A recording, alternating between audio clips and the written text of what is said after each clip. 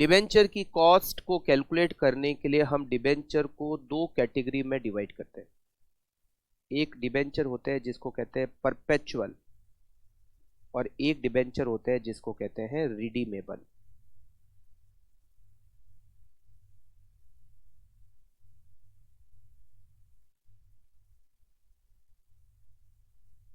Redeemable debenture की cost calculate करने के दो मेथड है। एक मेथड है जिसको हम कहते हैं अप्रोक्सीमेशन मेथड,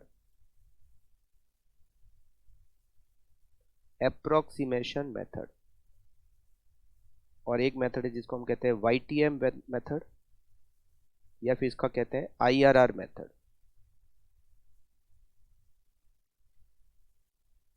डिबेंचर अगर परपेचुअल है तो KD कैलकुलेट करने का फॉर्मूला,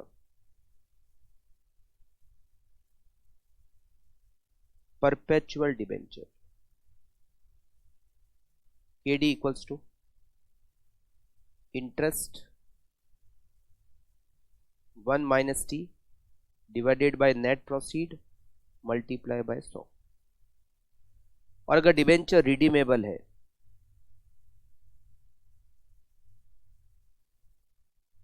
तो अभी हम डिस्कस करेंगे अप्रोक्सीमेशन मेथड। YTM मेथड इसी चैप्टर में बाद में डिस्कस हो रखा है। अप्रोक्सीमेशन मेथड में KD निकालने का formula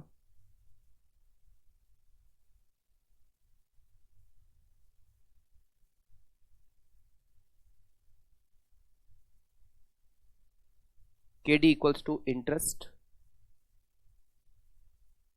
1 minus T plus RV minus NP divided by N, RV plus NP divided by 2 multiply by 100।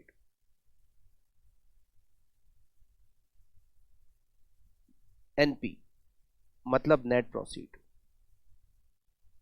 Net proceed को कैलकुलेट करने के चार तरीके।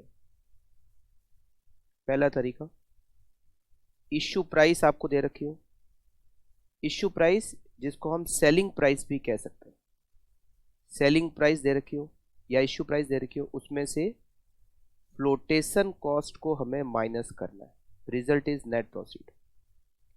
दूसरा तरीका, अगर मान लो इश्यू प्राइस या सेलिंग प्राइस ये नहीं दे रखी हो तो मार्केट प्राइस डिबेंचर की दे रखी हो, उसमें से फ्लोटेशन कॉस्ट को माइनस करना है।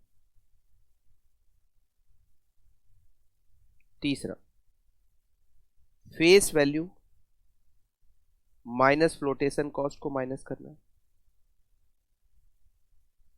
और 100 रुपीज उसमें से फ्लोटेशन कॉस्ट को माइनस करना है। ये चार नेट प्रॉफिट को कैलकुलेट करने के तरीके हैं। आपको सबसे पहले वाला काम लेना है। अगर ये दे रखा हो तो इश्यू प्राइस या सेलिंग प्राइस डिबेंचर की दे रखी हो तो फर्स्ट तरीके से ही आपको नेट प्रॉफिट निकालनी है। ये नहीं दे रखा हो तो फिर सेकंड तरीके से। मान लो पहला और दूसरा दोनों ही नहीं दे रखा हो तो तीसरे तरीके से, और मान लो पहला दूसरा तीसरा तीनों ही नहीं दे रखे तो फिर चौथे तरीके से हम नेट प्रोसीड को कैलकुलेट करेंगे। RV redeemable value, redeemable value को कैलकुलेट करने के लिए तीन तरीके हैं। पहला तरीका, क्वेश्चन में रिडीमेबल वैल्यू दे रखी हो, जैसे मान लो दिया हुआ एक डिबेंचर फेस वैल्यू 100 रुपये है और हम इसको 5% प्रीमियम पे रिडीम करेंगे तो मतलब रिडीमेबल वैल्यू हो गई 105, या दे रखा है पार पे रिडीम करेंगे तो फेस वैल्यू हो गई मतलब रिडीमेबल वैल्यू हो गई 100 रुपये। इस तरह से मान लो नहीं दिया हुआ है तो हम ये एज्यूम करेंगे कि हम डिबेंचर को फेस वैल्यू पे रिडीम करेंगे, और ये भी नहीं दे रखा है तो 100 रुपये को रिडीमेबल वैल्यू एज्यूम कर लिया जाता है। N का मतलब होता है मैच्योरिटी पीरियड, डिबेंचर का मैच्योरिटी पीरियड। अगर क्वेश्चन में मैच्योरिटी पीरियड नहीं दिया हुआ है इसका मतलब डिबेंचर रिडीमेबल नहीं है, फिर डिबेंचर क्या हो जाएंगे, परपेचुअल। T का मतलब होता है टैक्स रेट।